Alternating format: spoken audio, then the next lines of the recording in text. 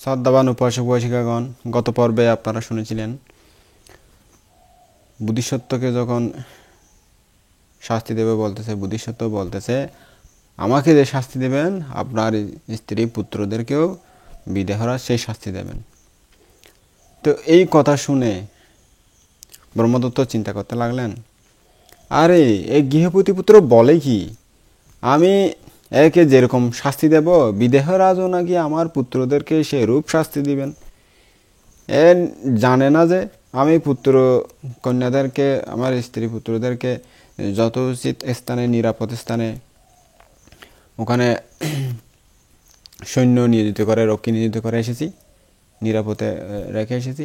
সে জানে না, এখন মরার বয়ে মনে হয় আবুল তাবুল বলতেছে, আমার স্ত্রী পুত্রদেরকে নিয়ে গেছে, এই আবুল তাবুল কি কথা বলতেছে। আমি তো খুব নিরাপদে ওখানে রেখে এসেছি, সৈন্য টৈন্য পাহারাদার বসিয়ে সুন্দরভাবে।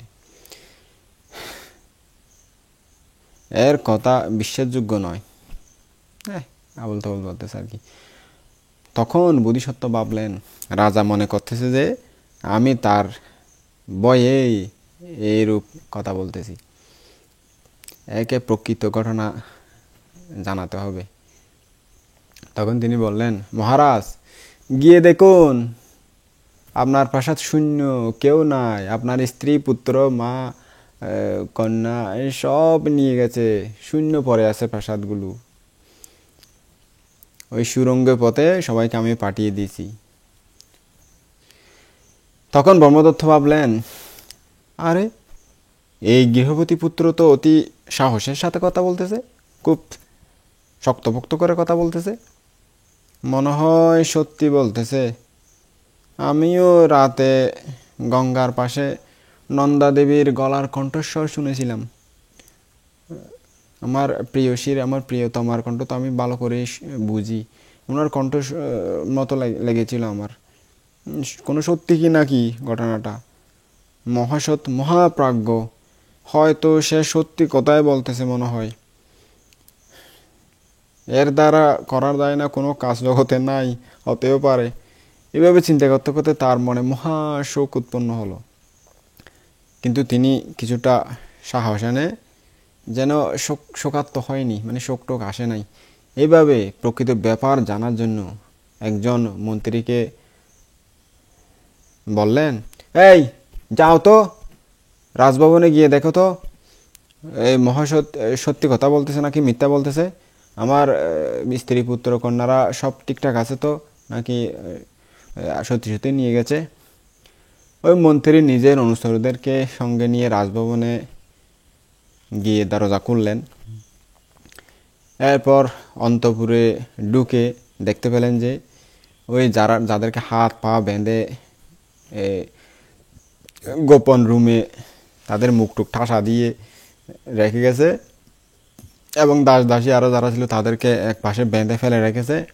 ওই যেগুলো খাবার দাবার ছিল রাজার জন্য, সেগুলো খেয়ে দিয়ে ভেঙে চুরে লাতি তাতি মেরে সব ওলট পালট করে রেখেছে। আর ওই যেগুলো সোনা রূপার সন্দুক ছিল সেগুলো ভেঙে টেঙে ওখান থেকে সোনা রূপা হীরা যা খুশি তা নিয়ে গেছে। এবং ওই দরজা জানালা সবগুলো খোলা, ওখানে কাক টাক এদিক সেদিক করতেছে, বিচরণ করতেছে, ময়লা আবর্জনা সব একদম বিস্তৃত দেখা যাচ্ছে রুমটা। মনে হয় এখানে কেউ 5-6 মাস কোনো মানুষই ছিল না, পরিত্যক্ত বাড়ি এরকম মনে হচ্ছে। তারা ফিরে গিয়ে রাজাকে জানালেন, মহারাজ মহাসৎ যা বলতেছে তা সত্য, অন্তপুর কিছু নাই, রাজবাড়ি শূন্য, ওখানে কোনো আপনার মহিষী, আপনার কন্যা, রাজপুত্র কেউ নাই, দাস দাসীরা সব ওখানে বাঁধা, সৈন্য টৈন্য সব মুখে ঠাসা দিয়ে বেঁধে রেখেছে, কিন্তু ওদেরকে কেউ পেলাম না। ওই অপরিষ্কার পরিচ্ছন্ন হয়ে পরে রয়েছে, খাবার দাবার সব খেয়ে ফেলেছে, সোনার উপর সব নিয়ে গেছে। চূড়নি, পুত্র, কন্যা, মহিষী ও মা, এই 4 জনের বিয়োগ জনিত শোকে কেঁপে কেঁপে বললেন, এই গৃহবতী পুত্রটাই আমাকে এই বিপদে ফেলেছে। তিনি মহাসত্যের উপর এমন রাগান্বিত হলেন যে তা তিনি কি করবেন না কি করবেন ভেবে পাচ্ছেন না। মহাসত্য রাজার আকার প্রকার দেখে, চেহারা চরত দেখে ভাবলেন, এই রাজা মহাক্ষমতাশালী, মহাশক্তিশালী।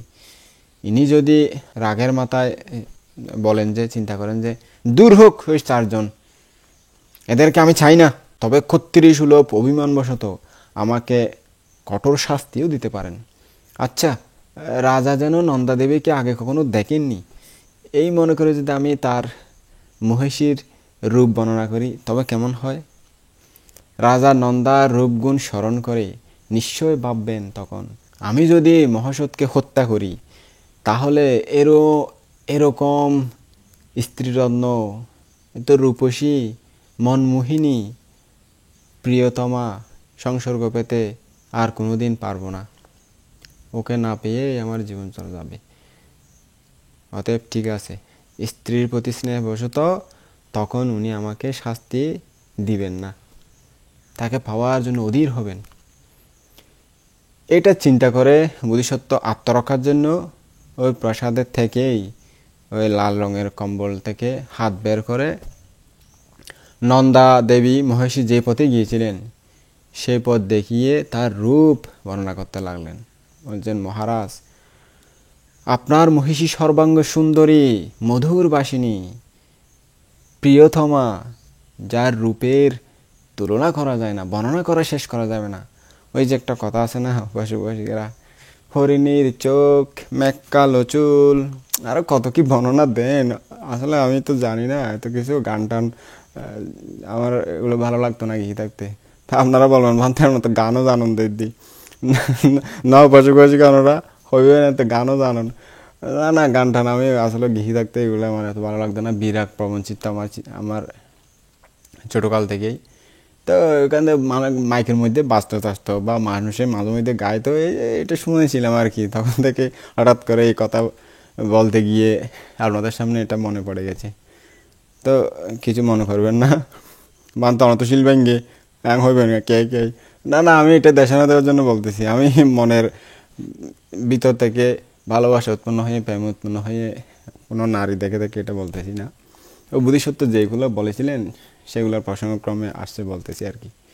তো এভাবে বর্ণনা করতেছে, বলছে, মহারাজ, নারীকুলের শ্রেষ্ঠা আপনার সেই মহিষী আপনাকে কত আনন্দ দেয়, কত বিনোদন দেয়, কত ভাগ্যের জোরে এরকম একজন সুন্দরী শ্রেষ্ঠ রমণী আপনি পেয়েছেন। সে যখন আপনার কাছে থাকে তখন আপনাকে এত সুন্দর দেখায় না, বলে বোঝানো যাবে না মহারাজ। তো এইভাবে সে যখন পায়ে হেঁটে যায়, তার বাতাসে যখন চাল তার চুলগুলো উড়ে, তার নাক, চোখ, কান, পুরো শরীর এক একটা এমনভাবে বোধিসত্ত্ব বর্ণনা করলেন যে তা শুনে রাজা খুব মর্মাহত হয়ে গেলেন, শোকে অভিভূত হয়ে গেলেন। তা আমি কি বর্ণনা করেছি সেগুলো বিস্তারিত বলবো না, আবার আপনারা বলবেন তখন, এগুলো কি বলে পান্ত, এটা দেশনা দিচ্ছে নাকি, মেয়ের সর্বাঙ্গ শরীর বর্ণনা করতেছে। তো আসলে বইতে তো আমি পড়েছি, যখন পেয়েছি আমার খুব ভালো লাগে, এটা পড়তে পড়তে অনেক অধীর হয়ে যায়। আমি একবার পড়েছি যে পড়তে পড়তে এত মজা লাগতেছে এই দেশনাটা, সকাল থেকে শুরু করেছি একদম পুরো দিন পরে রাত পর্যন্ত, রাতের 12টা-1টা পর্যন্ত কোনো বই থেকে উঠতে ইচ্ছা হচ্ছে না, সেভাবে আমি পড়েছি। সেটা তো একবার, আরও অনেকবার পড়েছি আমি এই দেশনাটা, এই জাতকটা। তো সেজন্য আমার আসলে বুদ্ধের যে কথাগুলো ভালো লাগে, আপনাদেরকে সব কথা তো বলতে পারা যায় না, সবার সামনে অনেকে মাইন্ড করে। একবার আমি ওই এরকম দেশনা দিয়েছিলাম কোনো একটা জায়গায়, মানুষ যেহেতু এখন অসংযমী হয়ে গেছে বেশি, অসংযমী হওয়ার কারণে মানুষ এটা করতেছে, এটা উচিত না, এভাবে এভাবে চলবেন, অসংযত হলে এই ফল হবে, এখন মানুষেরা এরকম এরকম হয়ে গেছে, নিজের নৈতিকতা ভুলে যাচ্ছে, এরকম বিষয়ে যখন দেশনা দিয়েছি, তা আমি তো দেশনা দিয়ে চলে এসেছি ওই গ্রাম থেকে। তো ওখানে একজন বড়বান থেকে গিয়ে ওই একজন দায়ক নাকি বলতেছে, হ্যাঁ পান দিবে, দেশনা ক্লিয়ারে দিব, হ্যাঁ সুবিধা নয়, ক্লিয়ারও হইব, তো এরকম করে অভিযোগ করতেছে। তা আমি তো চলে এসেছি। তো ওখানে বানতে যেটা, উনি আমাকে ভরে বলতেছে, হ্যাঁ মানুষেরা অভিযোগ করতেছে তুই নাকি এরকম এরকম দেশনা দিছিস। তা আমি মনে করতেছি, আমি যদি পেতাম ওই দায়কটাকে, দুষ্ট কোথাকার, গত্যে কমলায় আজে বাজে হাম, আরা হইলে না গম নলায় দে নিজে তো আজে বাদে সুদূর বুদুর হাম করতে পারলাই তারা হইতে কি নগরী বেললাই সংযত করি তাই বেললাই মানুষের চরিত্র নষ্ট হয়ে যাবে চরিত্রই এন করে ঠিক রাখা পরে এই চরিত্র নষ্ট হইলে এন ফল পায় ইম ব্যাখ্যা করে দিতে কেনা বেশি কোলামেলা করে হয়ে দিতে আর কি বাঙি চুরি ইয়ার দোষ করে খেলে হইব কাকা হয়ে যাবে হইতে না তা কাকা হইলে ধরো বুঝন না নবুঝস নবুঝি না শুধু বুধু ঘর তো ফল বেইম ব্যাখ্যা করে তো বুদ্ধের ধর্ম দেশে না গোপনীয় কিছু নাই সব কিছু খোলামেলা সুন্দরভাবে ব্যাখ্যা যায় আমি তো ওখানে আর কোনো নারীর সাথে বসে প্রেম আলাপ করতেছি না আমি তো ধর্ম ব্যাখ্যা করতেছি বুদ্ধের ধর্ম পরে দেখেন সেই এরকম বললে তো আমি তো ধর্ম যেগুলো আছে বুদ্ধ যেভাবে খোলামেলা আলোচনা করেছেন সেগুলো তো বলাও যাবে না অনেক দেশে না আপনাদের সামনে তো বলাও যাবে না আপনারা মাইন্ড করে বসে থাকবেন তো মাইন্ড করেন ট্যান করেন এগুলো আপনাদের বিলিভ ইট অর নট যা সত্য তা আমি বলবোই বলবো তো সমস্যা না বসে বসে কিছু হাইলাইট করতে হয় যা বলার মতো আমি বলতেছি তো এভাবে রানীর সর্বাঙ্গ বর্ণনা করলেন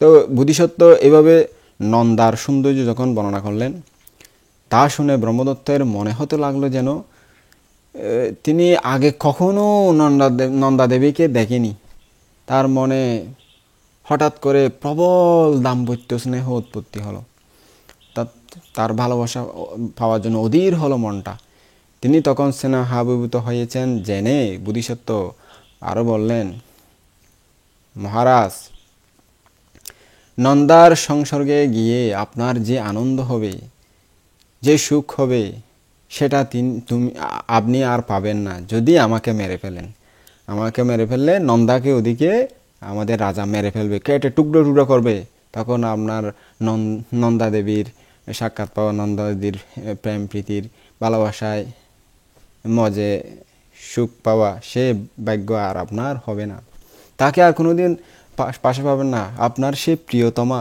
চিরতরে মাটির তলে চলে যাবে আগুনে পড়ে ফেলবে বোধিসত্ত্ব এইভাবে শুধুমাত্র নন্দা দেবীরই রূপ বর্ণনা করলেন অন্য কারো সম্পর্কে কোনো কথা বললেন না এর কারণ কি জানেন কারণ সাধারণত মানুষেরা স্ত্রীর প্রতি যেমনি আসক্ত অন্য কারো প্রতি সেরূপ আসক্ত নয় মহাসত্য শুধুমাত্র নন্দার রূপ বর্ণনা করলেন তার রূপের প্রশংসা করলেন কেননা তিনি জানতেন যে গর্ভধারণের কথা মনে পড়লে সেই সাথে সাথে তার গর্ভজ পুত্র কন্যার কথাও অবশ্যই মনে পড়বে ব্রহ্মদত্তের মা খুব বৃদ্ধ সেই কারণে তিনি তার সম্পর্কে কোনো কিছুই বললেন না মহাসত্য মহাপ্রাজ্ঞ যখন মধুর স্বরে নন্দাদেবীর রূপ বর্ণনা করতে লাগলেন তখন ব্রহ্মদত্ত মনে করলেন নন্দাদেবী যেন তার সামনে স্বয়ং উপস্থিত হয়ে গেছে তার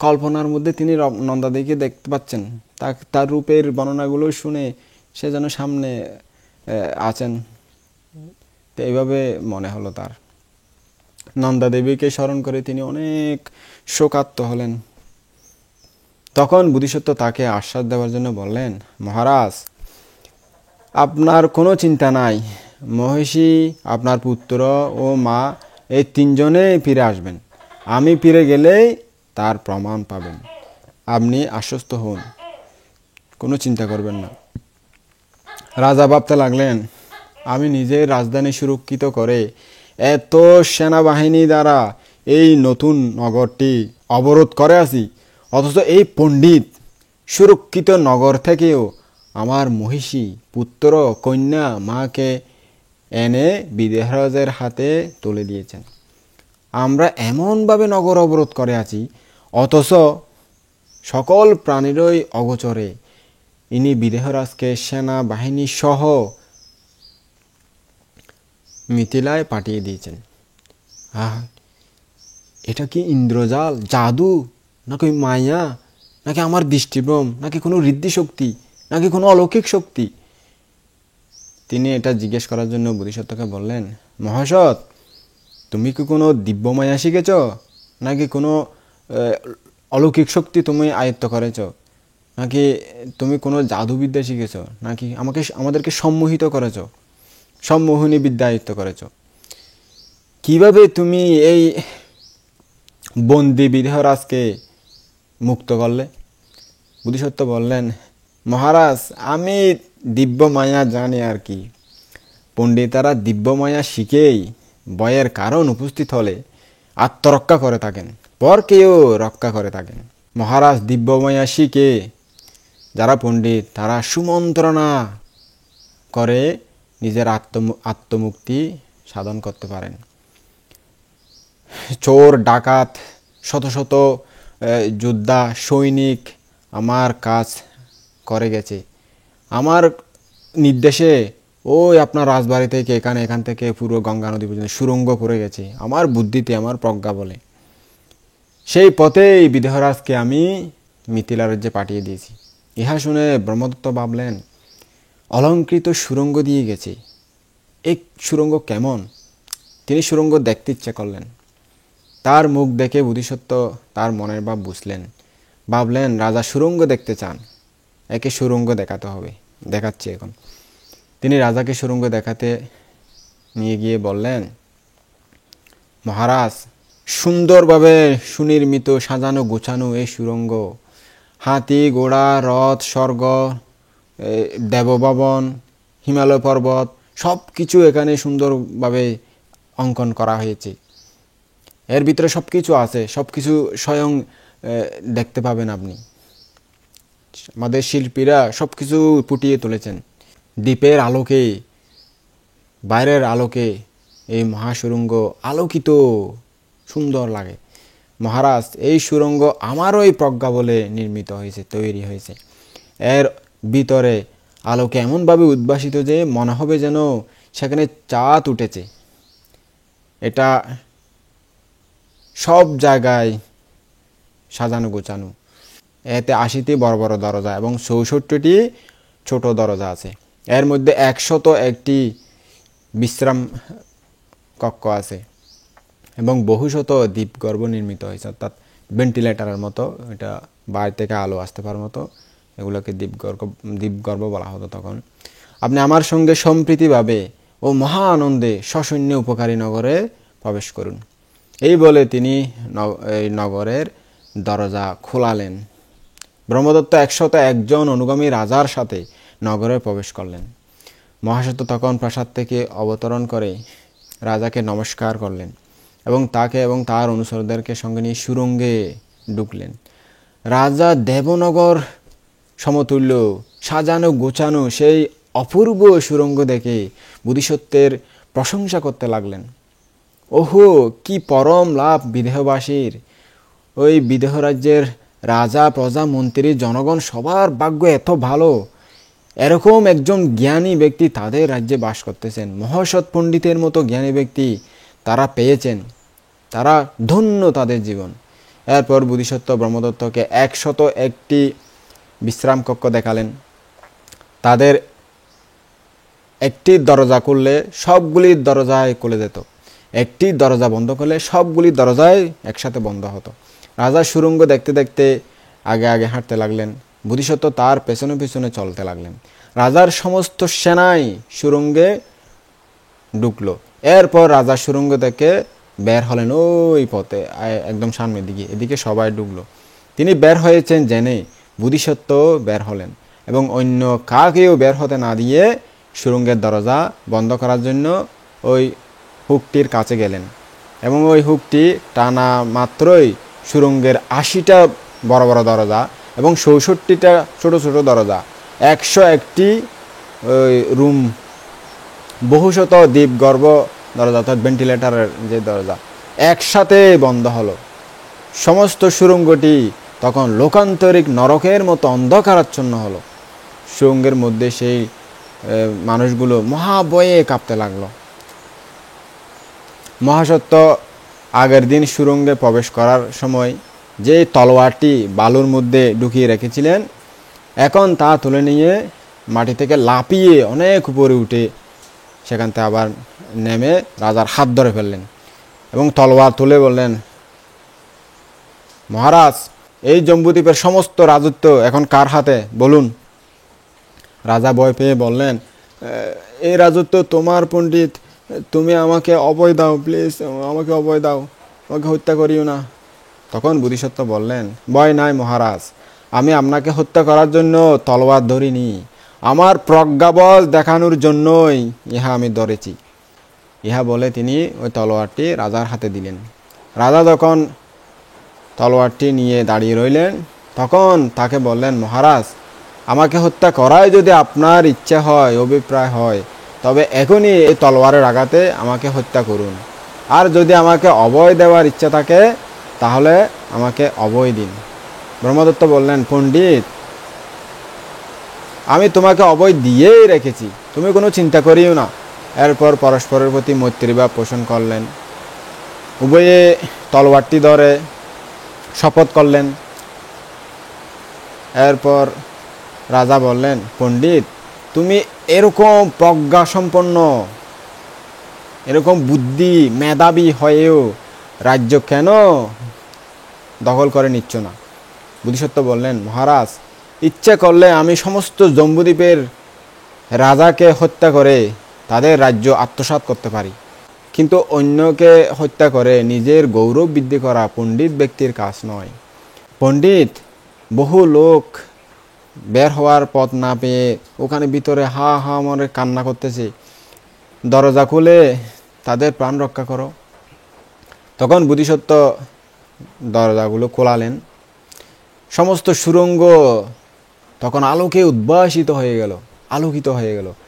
ওই সব লোকগুলো, সৈন্য, রাজা টাজা সবাই একটু আশ্বস্ত হলো। রাজারা নিজ নিজ সেনাসহ বের হয়ে বোধিসত্ত্বের নিকট গেলেন। তিনি তাদেরকে নিয়ে ওই বিশাল প্রাঙ্গণ, যেটা সাজানো গোছানো ছিল, ওখানে অবস্থান করতে লাগলেন। রাজারা বললেন, পণ্ডিতবর, আপনার অনুগ্রহে আমাদের আজ প্রাণ রক্ষা হলো। আর এক মুহূর্তের মধ্যে যদি সুড়ঙ্গের দরজা খোলা না হতো, আমরা সকলেই ওখানে মারা যেতাম, নিঃশ্বাস পাচ্ছিলাম না। মহাসত্য বললেন, মহারাজগণ, শুধুমাত্র এখন নয়, আগেও আমার ওই অনুগ্রহে আপনাদের প্রাণ রক্ষা হয়েছে। সে কখন পণ্ডিতবর? স্মরণ হয় কি? মনে আছে আপনাদের তখনকার কথা, যখন আপনারা আমাদের নগর ছাড়া সমস্ত জম্বুদ্বীপের রাজ্যগুলো অধিকার করে উত্তর পঞ্চালে ফিরে গিয়ে উদ্যানে জয়পান উৎসব করার জন্য সমবেত হয়েছিলেন, অনুষ্ঠানের আয়োজন করেছিলেন, এবং আপনাদের খাওয়ার জন্য প্রচুর মদ, মাছ, মাংস, খাওয়ার জন্য আয়োজন হয়েছিল। মনে আছে কি? হ্যাঁ, মনে আছে আপনাদের? হ্যাঁ পণ্ডিত, মনে তো আছে, সে কথা মনে আছে তো। ওই সময় কৈবত্যের কুপরামর্শে রাজা মদ, মাংসে, মাছের মধ্যে বিভিন্ন খাবারে তখন বিষ মিশিয়ে আপনাদেরকে হত্যা করার জন্য ব্যবস্থা করেছিলেন। কিন্তু আমি বেঁচে থাকতে এতগুলি রাজাকে অসহায় অবস্থায় মরতে দিব না, এই উদ্দেশ্যে আমি সেখানে নিজের লোক পাঠিয়েছিলাম এবং সমস্ত মদের ড্যাগগুলো ভেঙে চুরে এদিক সেদিক ফেলে দিয়ে খাবার দাবারগুলো নষ্ট করে এদের সেই দুর্মন্ত্রণা পণ্ড করে দিয়েছিলাম। আপনাদেরও প্রাণ রক্ষা করেছিলাম আমি। এই কথা শুনে রাজারা সকলেই ভয় পেয়ে চূর্ণীকে জিজ্ঞেস করলেন, একথা সত্য কি মহারাজ? হ্যাঁ, আমি কৈবত্যের কথা শুনে তার কুপরামর্শে এটা করেছিলাম আর কি। পণ্ডিত সত্যি বলেছেন, মিথ্যা না কথাটা। তখন রাজারা সকলে বোধিসত্ত্বকে জড়িয়ে ধরে বললেন, পণ্ডিতবর, আপনি আমাদের সকলের রক্ষাকর্তা, আপনার অনুগ্রহে আমরা জীবিত আছি। এরপর তারা নানান রকম দামি দামি অলংকার, যেগুলো তারা পরত এবং যেগুলো তাদের ছিল, ওগুলো দিয়ে বোধিসত্ত্বকে খুব সুন্দরভাবে পূজা করলেন, সম্মান করলেন। বোধিসত্ত্ব চূড়ণীকে সম্বোধন করে বললেন, মহারাজ, আপনি কোনো চিন্তা করবেন না, ইহা অকল্যাণ মিত্র সংসর্গেরই দোষ। আপনি এই রাজাদের নিকট ক্ষমা প্রার্থনা করুন। চূড়ণী রাজাদেরকে বললেন, আমি দুষ্টের পরামর্শে আপনাদের প্রতি দুর্ব্যবহার করেছি, এতে আমার মহা অপরাধ হয়েছে, প্লিজ আমাকে ক্ষমা করুন। আর কখনো এমন কাজ করব না, এমন অপরাধ আমি আর কখনো করব না। তিনি ক্ষমা পেলেন সবার কাছ থেকে। রাজারাও পরস্পরের নিকট নিজ নিজ দোষ স্বীকার করে মৈত্রীতার বন্ধনে আবদ্ধ হলেন বোধিসত্ত্বের পরিকল্পনায়। এরপর ব্রহ্মদত্তের আদেশে বহু খাদ্য ভোজ্য নানান রকম জিনিসপত্র আনলো। চূড়নি সকলের সঙ্গে সেই সুরঙ্গের মধ্যেই, সুরঙ্গের ভিতরেই, যেখানে খোলামেলা একটা ইয়া ছিল, ওখানে 7 দিন পর্যন্ত আমোদ প্রমোদ উৎসব করে আনন্দ উপভোগ করলেন। অর্থাৎ খাওয়ার দাওয়ার, নাচ গান, মদ এসে খেয়ে একটু এনজয় করলেন আর কি। তারপরে ফিরে গেলেন তাদের নগরে। তিনি বোধিসত্ত্বের প্রতি অনেক সম্মান দেখালেন এবং 101 রাজার সাথে প্রাসাদ তলে বসে তাকে নিজের রাজধানীতে বাস করার জন্য বললেন, মহাসৎ, তোমাকে ওই রাজা কি দেয়, তার কি আছে, আমি তোমাকে ডবল ডবল উপহার দেব। ও যতটুকু দেয় এর চাইতে ডবল ডবল দেবো তোমাকে, সব কিছু ডবল ডবল দেবো। তুমি ওকে ত্যাগ করে আমার কাছে এসে যাও, সব কিছু যা খুশি তাই তুমি নিতে পারবে। রাজার এই প্রস্তাব প্রত্যাখ্যান করে বোধিসত্ত্ব বললেন, মহারাজ, ছোটকাল থেকে উনার সাথে আছি, উনার সান্নিধ্যে বড় হয়েছি, উনি আমাকে কত উপকার করেছেন। আমার বাবাকে তিনি সম্মানিত করেছেন, অনেক উপহার দিয়েছেন। আমার মাকে তিনি অলঙ্কৃত করে সমস্ত কিছু দান করেছেন। আমাদের সাথে যারা আমার বন্ধুবান্ধব ছিল তাদেরকে বিভিন্ন পদে অধিষ্ঠিত করেছেন, তাদেরকে থাকার সুযোগ দিয়েছেন, তাদেরকেও সহায়তা করেছেন। সুতরাং আমি তাকে ছেড়ে আসতে পারবো না, অকৃতজ্ঞতা হতে পারবো না আমি। উনি আমার মালিক, উনি আমার প্রভু। ছোটকাল থেকে যে আমাকে এত উপকার করেছে, আমি তাকে সামান্য টাকার লোভে ওকে ছেড়ে যদি এখানে এসে যাই, সেটা মানায় না। ব্রহ্মদত্ত বললেন, তাহলে প্রতিজ্ঞা করো যে তোমাদের রাজা যখন পরলোক গমন করবেন তখন এখানে তুমি আসবে। বোধিসত্ত্ব বললেন, মহারাজ, যদি বেঁচে থাকি নিশ্চয় আসব। এরপর রাজা 7 দিন পর্যন্ত মহাসত্যের মহাসংবর্ধনার আয়োজন করলেন, সবাই যাতে তাকে উপহার প্রেরণ করতে পারে, সম্মানিত করতে পারে, সেরকম অনুষ্ঠানের আয়োজন করলেন আর কি। তারপর বোধিসত্ত্ব যখন বিদায় চাইলেন, তখন তিনি বোধিসত্ত্বকে অনেক কিছু উপহার দিলেন। অনেক দামি কাপড় চোপড়, সোনা টোনা, দাস দাসী, চাকর চাকরানি, অনেক কিছু উপহার দিলেন সাথে নিয়ে যাওয়ার জন্য। বোধিসত্ত্ব রাজাকে বললেন, মহারাজ, আপনি আপনার জ্ঞাতি স্বজনের জন্য ভাববেন না। আমার রাজা যখন চলে যাচ্ছিলেন তখন তাকে বলে দিয়েছি নন্দা দেবীকে যেন মাতৃস্থানে রাখে এবং পঞ্চাল চণ্ডকে যেন ছোট ভাইয়ের স্থানে রাখেন। আপনার কন্যার অভিষেক সম্পাদন করেই আমি রাজাকে বিদায় দিয়েছি। আপনি তাড়াতাড়ি আপনার মায়ের, মহিষীর এবং আপনার পুত্রের দেখা পাবেন। রাজা বললেন, পণ্ডিত, আমি তোমার কথায় বড় সন্তুষ্ট হলাম। এরপর তিনি কন্যাকে যা দেওয়া উচিত, দাস দাসী, সোনা রূপা, অলঙ্কার, কাপড় চোপড়, সব কিছু, হাতি ঘোড়া, যা যৌতুক হিসেবে দেওয়া তখন রীতি ছিল, তখন সব কিছু দিয়ে বললেন, এই সকল জিনিসগুলি আমার কন্যা পঞ্চাল চণ্ডীকে দিও। বুদ্ধিস্টের সেনাবাহিনীর সেবা যত্নের জন্য তিনি আদেশ দিলেন, তাদেরকে যেন সব কিছু দেওয়া হয়। যাওয়ার সময় পথে যা যা লাগে তা সব কিছু দেওয়া হয়, হাতি ঘোড়ার খাদ্য টাদ্য এগুলো আর কি। তাদের যে সৈনিক আছে তাদের খাবার দাবারও সব কিছু দেওয়া হয়, তাদেরকে একটু এনজয় করার জন্য অনেক খাবার দাবার দিল। তারপর বোধিসত্ত্বকে বিদায় দেওয়ার জন্য তিনি বললেন, মহাসৎ, যাও, এগুলো সব কিছু নিয়ে তুমি এবার তোমাদের রাজাকে দেখা দাও।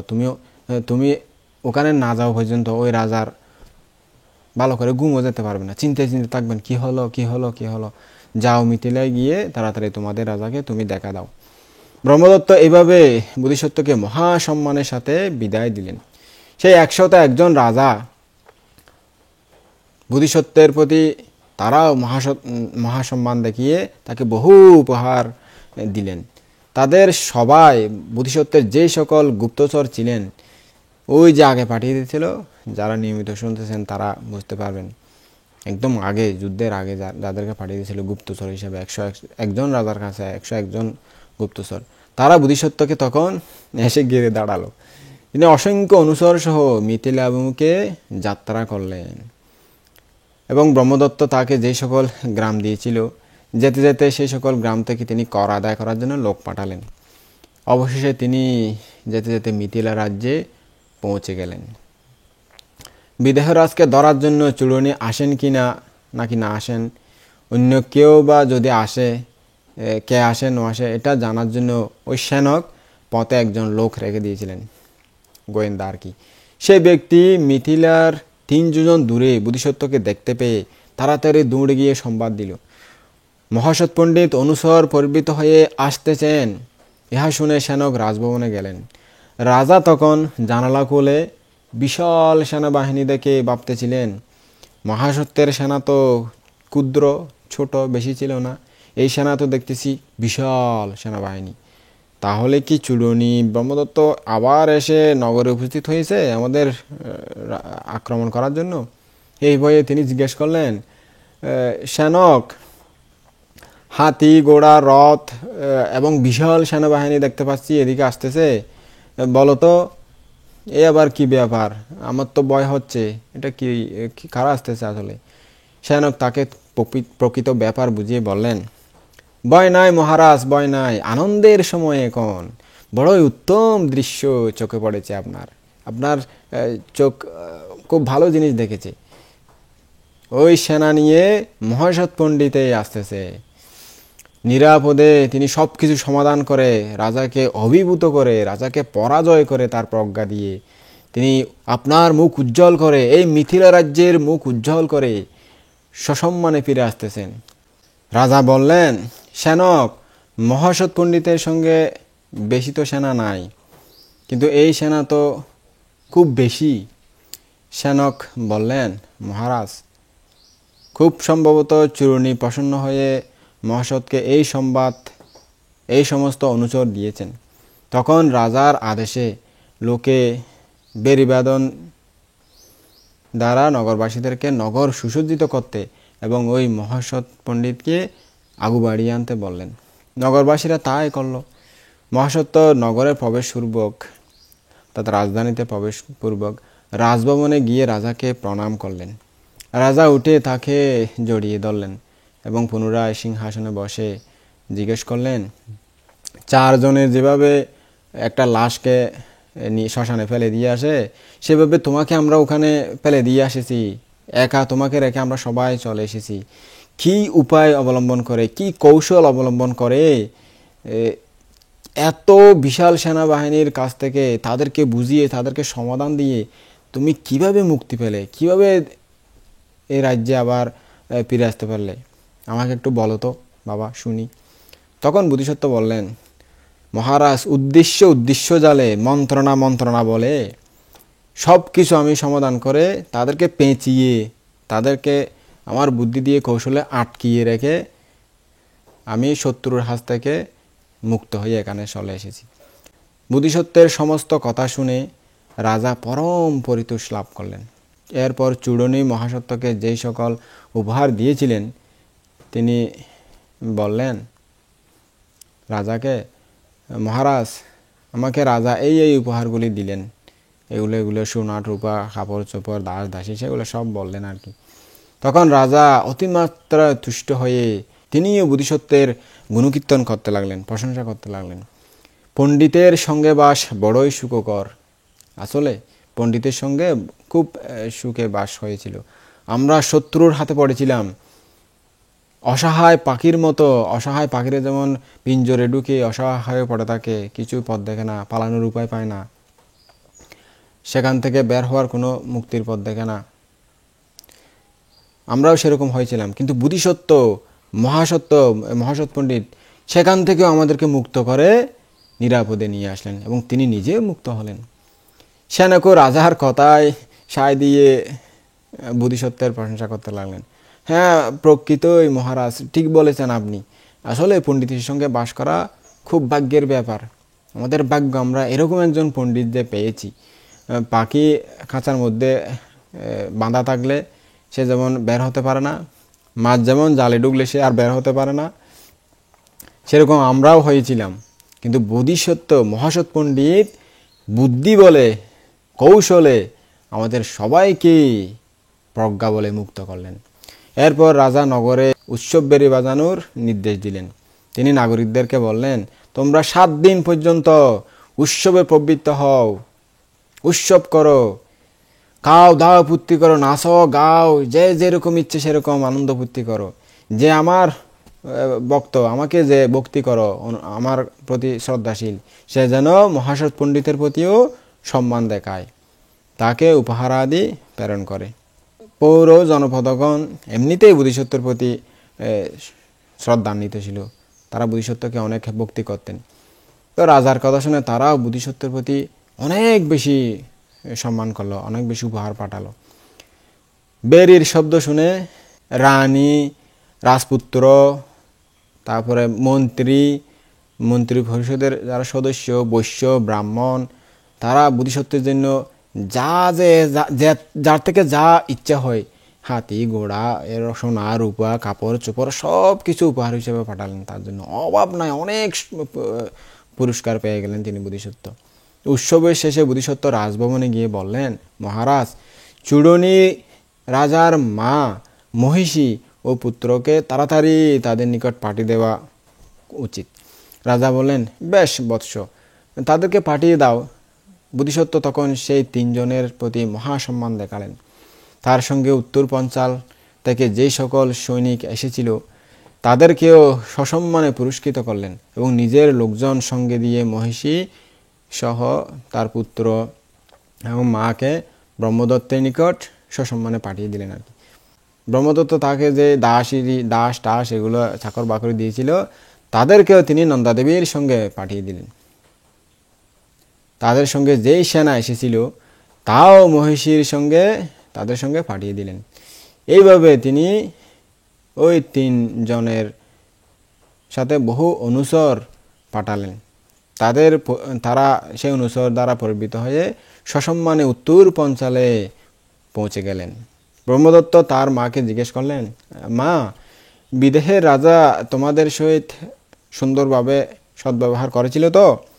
রাজমাতা বললেন, কি বলো বাবা, তিনি আমাকে দেবতার স্থানে প্রতিষ্ঠাপিত করে সেবা করেছেন, কোনো কষ্ট দেননি। নন্দাদেবী বললেন যে তিনিও মাতৃস্থানে থেকে বিদেহরাজের অনেক সম্মান পেয়েছেন, সেবা পেয়েছেন। পঞ্চাল চণ্ড তার পুত্র বললেন যে তিনিও ছোট ভাইয়ের যে সেবা পাওয়ার যোগ্য তিনি তা সুন্দরভাবে পেয়েছেন। ইহা শুনে ব্রহ্মদত্ত অতিমাত্রায় সন্তুষ্ট হলেন এবং বিদেহরাজকে বহু উপহার পাঠিয়ে দিলেন।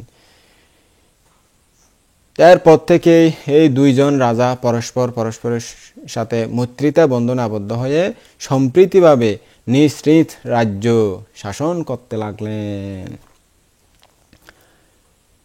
ওই পঞ্চাল চণ্ডী বিদেহরাজের অতি প্রিয়া ও মনজ্ঞা হলেন। তরুণী স্ত্রী তো স্বাভাবিক তার প্রিয়তমা স্ত্রী হবেই, তো স্বাভাবিক। আরগুলো তো অনেক আগের, এটা তো তরুণী পেয়েছে, তো তাদের ভালোবাসা তো গভীর হবেই। সেই জন্য আর কি রাজার মন কেড়ে নিয়েছে ওই তরুণী পঞ্চালচণ্ডী রানী। বিয়ের দ্বিতীয় বর্ষে তার একটি পুত্র সন্তান জন্ম হলো। ওই ছেলের যখন 10 বছর বয়স হলো তখন বিদেহরাজ দেহত্যাগ করলেন। বোধিসত্ত্ব ওই ছোট বালকটির উপরেই শ্বেতছত্র উঠালেন, অর্থাৎ রাজা করলেন আর কি তাকেই।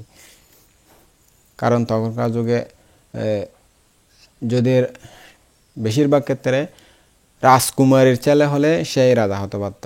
যদি রাজা অন্য কোনো জাতের মেয়ে বিয়ে করে তারা রাজা হতে পারতো না। এমনি অন্য কিছু হতে পারে, কিন্তু রাজা তারা হতে পারে না, রাজা হতে দেয় না। এটা অনেক ত্রিপিটকে আমরা পাই। কেউ জোর করে, ক্ষমতার জোর হলে সেটা অন্য বিষয়, কিন্তু মন্ত্রী পরিষদ বা জনগণ সেটা মেনে নিত না। রাজবংশের ছেলে রাজবংশের রাজা হবে, উভয় বংশ শুদ্ধ হতে হবে, এরকম আর কি। সেজন্য আগে হয়তো ছেলে থাকলে তাদেরকে না বানিয়ে তাকে রাজা করলেন আর কি, বয়স কম হলেও। তারপর বোধিসত্ত্ব ওই বালক ছোট রাজা কাছ থেকে বিদায় নেওয়ার জন্য বললেন, দেব, আমি তোমার দাদু চূড়নী রাজার নিকট যাব বলে কথা দিয়েছি। বালক রাজা বললেন, আমি এখনো অল্প বয়স্ক, আপনি আমাকে ছেড়ে যাবেন না। আমি আপনাকে আমার পিতৃস্থানীয় মনে করে সম্মান করব। পঞ্চাল চণ্ডীও বললেন, অর্থাৎ তার মাও বললেন, পণ্ডিত, আপনি চলে গেলে আমরা নিতান্ত অসরণ হয়ে যাব, আপনি যাবেন না। বোধিসত্ত্ব বললেন, আমি চূড়ুনির নিকট প্রতিজ্ঞা করেছি, কথা দিয়ে ফেলেছি, এখন না গিয়ে পারছি না, আমাকে যেতেই হবে। রাজভবনের এবং নগরের সমস্ত লোক তার যাওয়ার কথা শুনে অজরে নয়নে কাঁদতে লাগলো। কিন্তু বুদ্ধিসত্ত্ব প্রতিজ্ঞা স্মরণ করে নিজের চাকর বাকর, যারা দাস দাসী, স্ত্রী পুত্র নিয়ে ওই উত্তর পঞ্চাল নগরে চলে গেলেন। তিনি আসতেছেন শুনে ব্রহ্মদত্ত তাকে আগু বাড়িয়ে আনলেন। তার বাসের জন্য একটি বিশাল প্রাসাদ দিলেন। আগে তাকে যে গ্রাম পুরস্কার হিসেবে দেওয়া হয়েছিল তাছাড়াও তাকে আরও অনেক সম্পত্তি দান করলেন। বুদ্ধিসত্ত্ব তার সেবায় তখন থেকে নিযুক্ত হলেন। ওই সময় বেরি নামে এক পরিব্রাজিকা প্রতিদিন রাজভবনে আহার করতেন, স্বয়ং খেতে যেতেন আর কি। তিনি সুপণ্ডিতা ও বুদ্ধিমতী ছিলেন। তিনি বুদ্ধিসত্ত্বকে এতদিন দেখেননি, শুধুমাত্র মানুষের মুখে মুখে শুনেছিলেন যে মহাসৎ পণ্ডিত রাজসেবায় নিযুক্ত হয়েছেন। মহাসত্য তাকে আগে কখনো দেখেননি, শুধুমাত্র শুনেছিলেন যে বেরি নামে একজন পরিব্রাজিকা রাজভবনে খাবার খেতে আসেন, স্বয়ং খেতে আসেন। রাজমহিষী নন্দা বুদ্ধিসত্ত্বের প্রতি খানিকটা একটু রাগান্বিত ছিলেন, বিরূপ ছিলেন। কারণ ছিল যে তিনি চক্রান্ত করে কিছুদিনের জন্য রাজার কাছ থেকে তাকে দূরে রেখেছিল, তাদের বিচ্ছেদ হয়েছিল, অনেক দিন কষ্ট পেয়েছিল আর কি। তিনি নিজের প্রিয় পাত্র 5 জন দাসীকে আজ্ঞা দিয়েছিল, তোমরা বুদ্ধিসত্ত্বের মহাসৎ পণ্ডিতের একটা দোষ বের করে রাজাকে তার প্রতি বিরূপ করার চেষ্টা করো, অর্থাৎ রাজার মন ভাঙাবার চেষ্টা করো বুদ্ধিসত্ত্বের প্রতি। তখন থেকে ওই 5 জন সেবিকা দাসী সুযোগ খুঁজতে লাগলো সবসময়। একদিন ওই পরিব্রাজিকা খাবার শেষ করে রাজভবন থেকে বের হয়ে চলে যাচ্ছিল। এমন সময় রাজার মাঠে দেখতে পেলেন বুদ্ধিসত্ত্ব রাজ দর্শনে আসতেছেন। বুদ্ধিসত্ত্ব পরিব্রাজিকাকে নমস্কার করে দাঁড়ালেন। তখন পরিব্রাজিকা ভাবলেন, লোকটি নাকি পণ্ডিত, একবার পরীক্ষা করে দেখি ইনি আসলে প্রকৃতিও পণ্ডিত নাকি এমনি মানুষে বলে যে অপণ্ডিত, এমনি মানুষে পণ্ডিত বলে যে। এই চিন্তা করে তিনি হস্তমুদ্রা দ্বারা প্রশ্ন করলেন। তিনি বুদ্ধিসত্ত্বকে দেখিয়ে নিজের করতল প্রসারিত করলেন, বুদ্ধিসত্ত্বকে দেখে এভাবে করলেন আর কি। এটা করার তার উদ্দেশ্য ছিল যে তার প্রশ্ন হলো, রাজা পণ্ডিতকে বিদেশ থেকে এনে এখন তার ভরণ পোষণের ও রক্ষণাবেক্ষণের ব্যবস্থা করতেছেন কিনা, নাকি শুধু এনে এমনি রেখে দিয়েছেন, খোঁজখবর রাখেন না। বেরি হস্তমুদ্রা দিয়ে প্রশ্ন করতেছেন বুঝে বুদ্ধিসত্ত্ব হস্তমুদ্রা দিয়ে তার উত্তর দিলেন। এই উত্তরের মর্ম এরকম, আর্যা, আমার দ্বারা প্রতিজ্ঞাবদ্ধ করিয়ে রাজা আমাকে ডেকে এনেছেন সত্য, কিন্তু এখন তিনি এমন দৃঢ়মুষ্টি হয়েছেন যে আমাকে আগের মতো কিছুই দান করেন না। নতুন নতুন একটু কদর ছিল, এখন আর কদর কমে গেছে এরকম আর কি। এই মনে করে এইভাবে বুদ্ধিসত্ত্ব হস্তমুদ্রা দিয়ে প্রশ্নের উত্তর দিলেন, অর্থাৎ এভাবে করলেন আর কি। এই উত্তর পেয়ে বেরি হাত তুলে নিজের মাথায় বুলালেন, অর্থাৎ এভাবে মাথায় হাত বুলালেন আর কি। এটা করার বা এর অভিপ্রায় ছিল, এটা বলার অর্থ ছিল, পণ্ডিত যদি তুমি অসহায় হয়ে থাকো, অর্থাৎ কেউ কিছু দিচ্ছে না, রাজা তোমাকে সম্মান করতেছে না, তুমি অভাবে ভরে থাকো, তাহলে আমার মতো কেন প্রব্রজ্ঞা গ্রহণ করতেছো না, তার মাথা ডাব্য হয়ে কেন প্রব্রজ্ঞা গ্রহণ করতেছো না। ইহা বুঝে বুদ্ধিসত্ত্ব নিজের পেটে হাত বুলালেন। এর উত্তর হলো, আজ্ঞা, আমার বহু পুষ্য, অর্থাৎ আমার স্ত্রী পুত্র জ্ঞাতি স্বজন চাকর বাকর দাস দাসী অনেক আমার বেতনেই চলে, আমার টাকা দিয়ে চলে। আমি যদি প্রভু জানি এদেরকে কে চালাবে, কে দেখাশোনা করবে, কারা তাদের দায়িত্ব নেবে, তারা অনেক কষ্ট পড়ে যাবে তখন, সেই জন্যই আমি প্রভু জানিতে পারি না। এইভাবে হস্তমুদ্রা দিয়ে প্রশ্ন জিজ্ঞাসা করে বেরি নিজের কুটিরে চলে গেলেন। মহাসত্য তাকে নমস্কার করে রাজদর্শনে চলে গেলেন। নন্দা দেবী যে সকল বিশ্বস্তা দাসী নিয়োজিত করে রেখেছিলেন তারা জানালা থেকে বেরি ও বুদ্ধিসত্ত্বের এই বাক্যহীন আলাপ আলোচনা দূর থেকে দেখলেন। তারা চূড়ানির নিকট গিয়ে লাগালো, মহারাজ, মহাসৎ বেরি পরিব্রাজিকার সঙ্গে মিলে রাজ্য গ্রহণের ইচ্ছায় আপনার শত্রু হয়েছেন। রাজা জিজ্ঞেস করলেন, কিভাবে, কি মনে করে বলতেছো তোমরা? তোমরা কি কিছু দেখেছো নাকি শুনেছো? মহারাজ, পরিব্রাজিকা যখন খাবার শেষ করে প্রাসাদ থেকে নেমে যাচ্ছিলেন, তখন বোধিসত্ত্বকে মহাসত্যকে দেখে নিজের করতল প্রসারিত করে দেখিয়েছিলেন। তার এরূপ করার উদ্দেশ্য ছিল, তুমি কি রাজাকে মেরে আমার করতলের মতো সমান করে রাজ্য আত্মসাৎ করতে পারো না? সবাইকে এভাবে মেরে একদম সমান করে দিয়ে রাজ্য আত্মসাৎ করতে পারো না? এর উত্তরে মহাসৎ খড়ক ধরার মতো এভাবে মুষ্টি আবদ্ধ করে দেখিয়েছিলেন। তার বলার উদ্দেশ্য ছিল যে, কয়েকদিনের মধ্যেই রাজার শিরচ্ছেদ করে রাজ্য আত্মসাৎ করব। বেশ, শিরচ্ছেদ করো। ইহা জানানোর উদ্দেশ্যে পরিব্রাজিকা তখন হাত তুলে নিজের মাথায় এভাবে স্পর্শ করেছিলেন।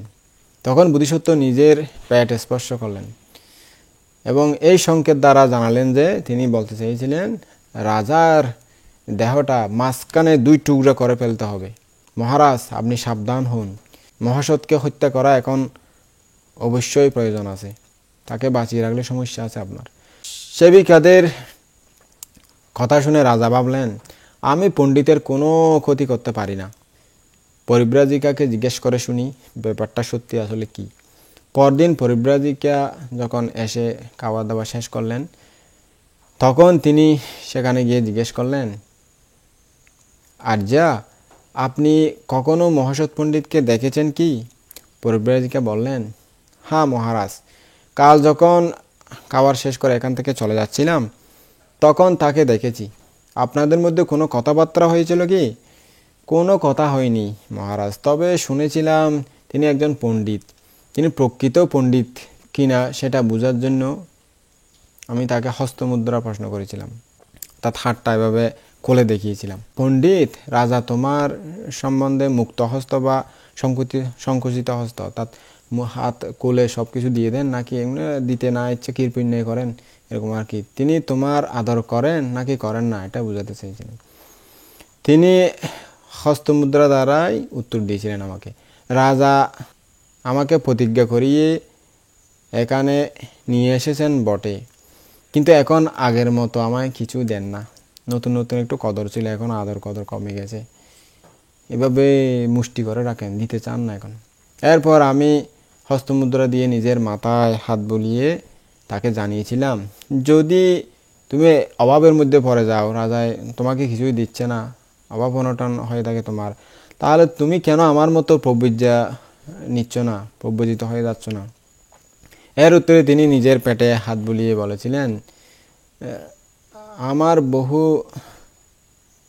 পুষ্য আছে, অর্থাৎ আমার স্ত্রী পুত্র চাকর বাকর দাস দাসী অনেক আমার উপর চলে, অনেক লোকগুলো তারা আমার উপরে চলে, আমার টাকা দিয়ে তারা জীবন ধারণ করে। তা আমি যদি প্রভু জানি তারা আমাদের স্ত্রী পুত্র দাস দাসী চাকর বাকর এগুলো কীভাবে চলবে, সেই জন্যই আমি প্রভু নিতে পারি না। আজ্ঞা, মহাসৎ সত্যি সত্যিই কি পণ্ডিত, আপনি কি মনে করেন? হ্যাঁ মহারাজ, এই পৃথিবীতে প্রজ্ঞা বলে অন্য কেউ তার সমান নাই। বেরির কথা শুনে রাজা তাকে প্রণাম করে বিদায় দিলেন।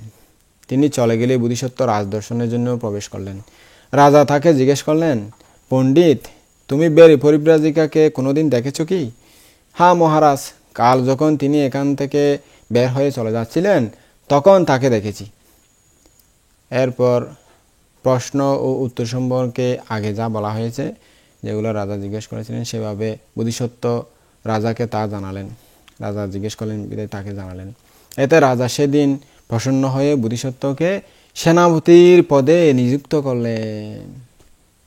সাধু নৈদ্যম চাইও না, আবার সেনাপতির পদে নিযুক্ত করছে দেয়। সেনাপতির পদ হইলে সাধু দিবের অনেক কিছু নাই, এই জন্য না একবার একখান জায়গাত ওই যে আগেও হই মনে হয় নরকত গিয়ে গো হয়েছে সাধুদের, নরকত গিয়ে গো ইয়ান দেশনা দিতে সময় হয়নি সাধু সাধু স্যার সাধু হয়েছে ওকে দেশ বলে এমনি নরকত যাইবে হলে সাধুদের, নরকত যাইবে হলে সাধুদের নাকি উপাস উপাসিয়া তাই ননরা আবার সাধু সাধু নদ্যন আমি তো সাধু সাধু দিতে হই ধর্ম দেশে না মনে নরগজ জাগো হইলো সাধুদের অর্থাৎ সন মন হটে থাকে অর্থাৎ ধর্ম দেশে একটা মন নাই ধর্ম দেশে উনি তো হন্ডিলে সিবিব মোবাইল কানা সাধু সাধু এরিমিয়া তাহলে মন নতাইলে কি হন নহরি কেন নতাইলে এরিমিয়া হয়ে দেয় আর কি জাস্ট বড় কাম পথ পাইয়ে তাহলে একখানা এরম করে হয়ে দেয় আর কি তো সেনাপতির পদ দিবে লাগি সমস্ত কাজের দায়িত্ব তাকেই দিয়ে দিলেন রাজা ছাড়া অন্য কেউ বোধিসত্ত্বের চেয়ে শক্তিশালী ও সম্মানিত তখন থেকে আর থাকলো না একদিন বোধিসত্ত্ব ভাবতে লাগলেন রাজা তো হঠাৎ করে আমাকে এত প্রচুর সম্মান দিয়েছেন প্রচুর উন্নত পদ দিয়ে দিয়েছেন এবং অনেক ধন সম্পদ দিয়ে দিয়েছেন হঠাৎ করে রাজারা কিন্তু যখন বিনাশ করতে চান কাকে তখনও ওইভাবে হঠাৎ করে সম্মানিত করে থাকেন তো রাজা আমার প্রকৃতই কল্যাণকামী নাকি ভিতরে কিছু মনে মনে রাগ পোষণ করে ক্রোধ পোষণ করে আমাকে পরীক্ষা করার জন্য এগুলো করেছেন আমাকে অকল্যাণ মিত্র ভাবেন সেটা একবার আমাকে পরীক্ষা করে দেখতে হবে অন্য কেউ তো পরীক্ষা করতে পারবে না রাজাকে বেরি পরিব্রাজিকা প্রজ্ঞাবতী এবং তিনি অনেক কৌশলী বুদ্ধিমতীও তিনি কোনো না কোনো একটা উপায়ে পরীক্ষা করতে পারেন রাজাকে ইহা চিন্তা করে তিনি একদিন প্রচুর দানীয় বস্তু নিয়ে অর্থাৎ পানীয় টানীয় বিভিন্ন প্রয়োজনীয় দানীয় বস্তু নিয়ে ওই পরিব্রাজিকার বিহারে গেলেন তাকে বন্দনা করে তাকে দানীয় বস্তু দিয়ে বন্দনা করে বসলেন এবং বললেন আজ্ঞা আপনি যেদিন রাজার নিকট আমার গুণের কথা বলেছিলেন সেদিন থেকে তিনি আমাকে এত ধন সম্পদ দিয়েছেন যে এবং আমাকে এত উন্নত পদ দিয়েছেন যে আমি এটা দেখে অভিভূত হয়েছি কিন্তু তার এই দান প্রসন্ন মনে দিয়েছেন বা খুশি মনে দিয়েছেন সত্যি সত্যি আমার কল্যাণ কামনা করে দিয়েছেন নাকি আমার প্রতি কোনো কিছু ক্ষতি করার কোনো এরকম চিন্তা করে হঠাৎ করে এত সম্মান করলেন আমি তো সেটা জানতে পারছি না আমার সম্পর্কে রাজার মনের প্রকৃত ভাব কি আপনি যদি তা জানতে পারেন তবে আমার জন্য একটু ভালো হয় পরিব্রাজিকা বললেন ঠিক আছে পণ্ডিত আমি জানার চেষ্টা করব তিনি পরদিন যখন রাজভবনে যাচ্ছিলেন তখন তার মনে মনে কিছু প্রশ্ন উৎপন্ন হলো তিনি ভাবলেন আমি চর হব না কৌশলে প্রশ্ন করে রাজা পণ্ডিতের কল্যাণকামী কিনা তা জেনে নেব তিনি রাজবাড়িতে গিয়ে আহার শেষ করে খাওয়া দাওয়া শেষ করে বসলেন রাজাও তাকে প্রণাম করে এক পাশে বসলেন এরপর তিনি ভাবলেন রাজা যদি পণ্ডিতের প্রতি বিরূপ হন তাহলে আমি যখন প্রশ্ন করব তখন তার উত্তরে বহু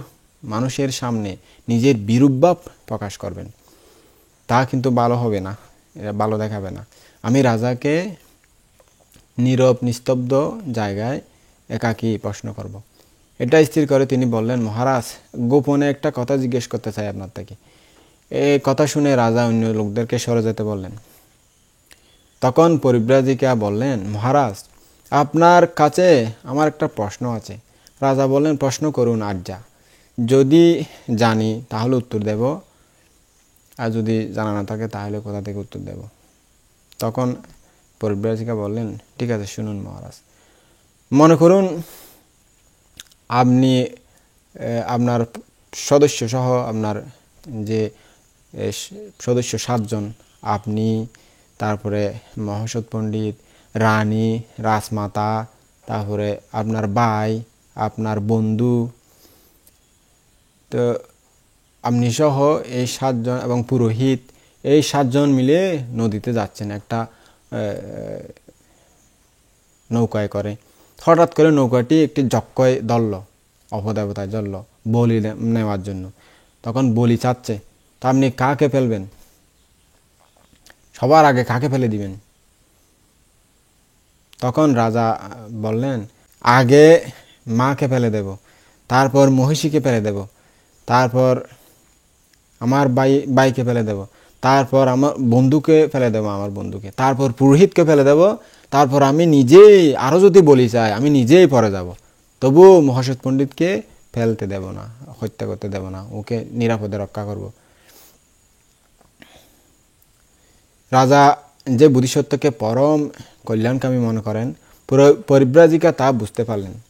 এতেও বোধিসত্ত্বের গুণ প্রকৃষ্টভাবে প্রকাশিত হলো না দেখে তিনি ভাবলেন, আমি অনেক লোকের সামনে এই সকল লোকের প্রশংসা করব, যাদেরকে ফেলে দেবে বলতেছে আর কি, তাদের রাজা তাদের অগুণ দেখিয়ে শুধুমাত্র পণ্ডিতেরও গুণ বর্ণনা করবেন।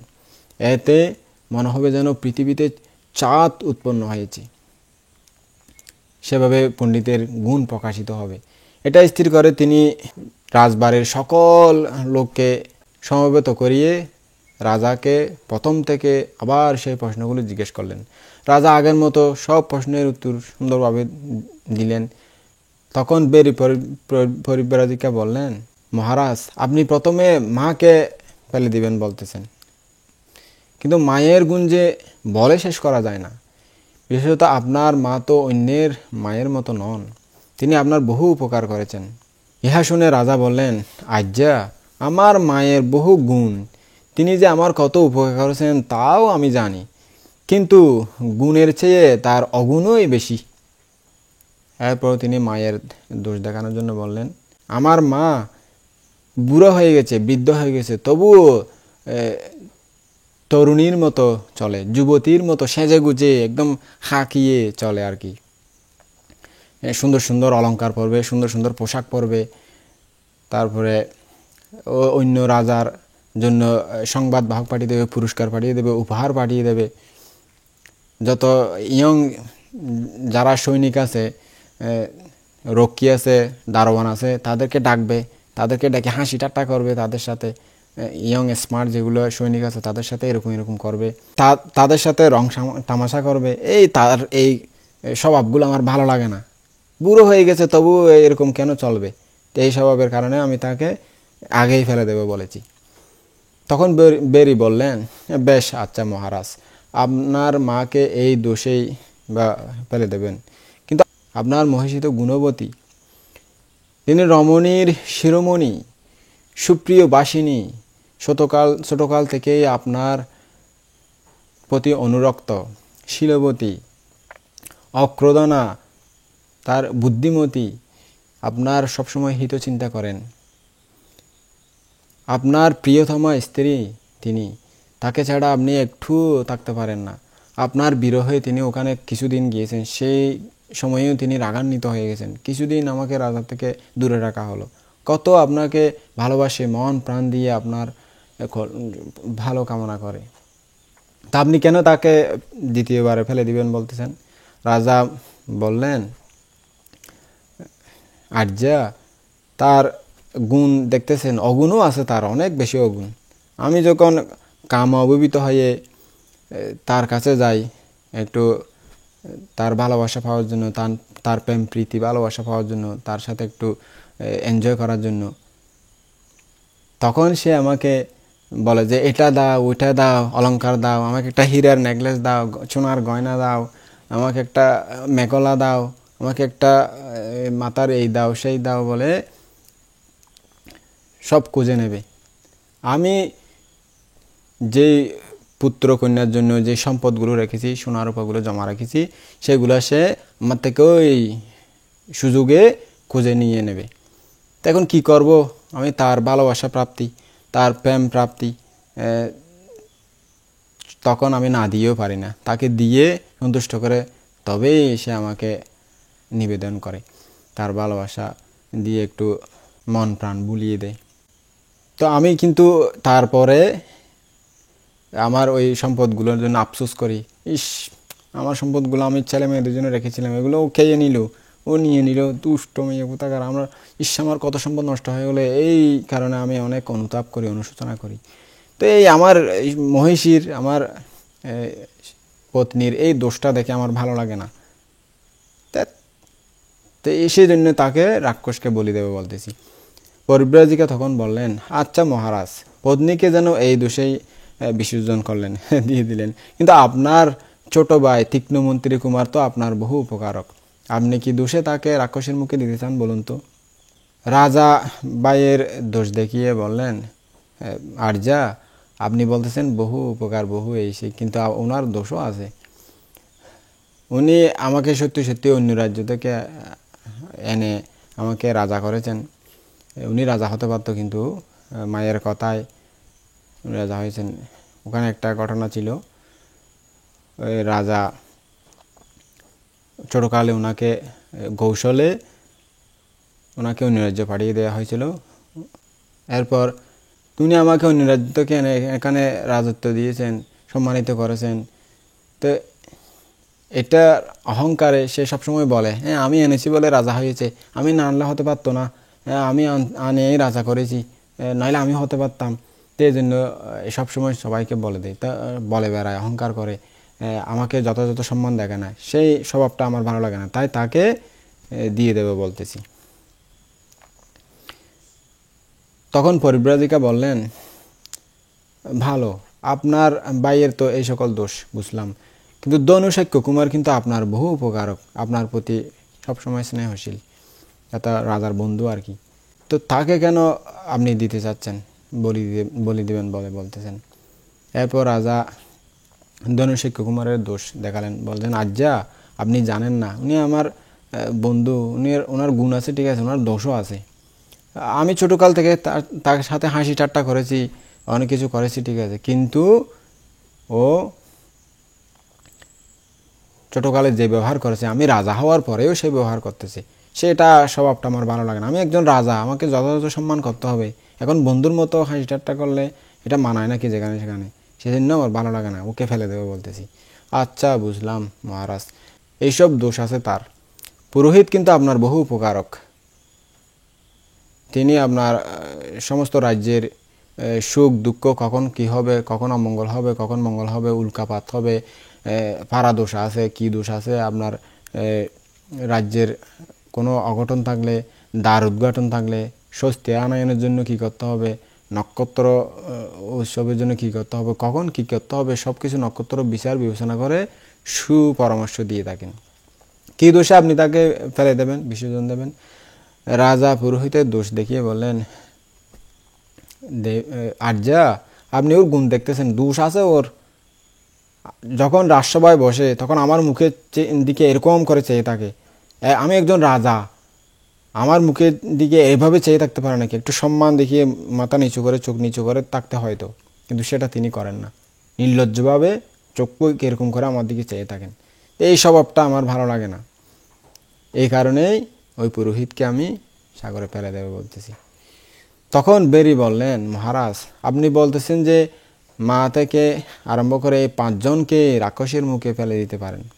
আপনার নিজের যে এত সৌভাগ্য, এত ক্ষমতা, এত ঐশ্বর্য, আপনি একজন রাজা, সবার উপরে আপনার ক্ষমতা, এত কিছু তুচ্ছ জ্ঞান করে আপনি বুদ্ধিসত্ত্বকে রক্ষা করার জন্য নিজের জীবন পর্যন্ত উৎসর্গ করতে পারেন বলতেছেন। মহাসতের জন্য আপনি এমন, মহাসতের মধ্যে আপনি এমন কি গুণ দেখতে পেয়েছেন? তখন রাজা বললেন, আর্যা অনেক গুণ আছে মহাসৎ পণ্ডিতের।